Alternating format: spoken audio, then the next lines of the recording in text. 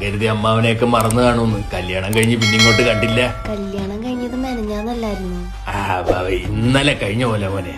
മിനഞ്ഞാന്നാണ് കഴിഞ്ഞത്. അതെങ്ങനെ ഇന്നലെ ആവുന്ന അമ്മാവ? അമ്മാവൻ എന്താ കല്യാണത്തിന് വന്നിട്ട് നേരത്തെ അങ്ങ് പോയേ? അമ്മാവന് ആ കല്യാണം കണ്ടിട്ടുള്ള ത്രാണിയില്ലായിരുന്നു മോളെ. ഇരുന്ന് കാണായിരുന്നില്ലേ? ഡാഡി കൊറേ കസേര ബുക്ക് ചെയ്തായിരുന്നു.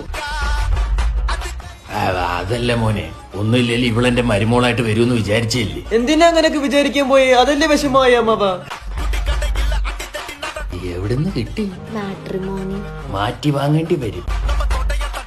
കണ്ടടാ നിന്റെ പൊട്ടിപ്പോയ പട്ടം. ആ നൂല് ഞാനിങ്ങി പിടിച്ചു.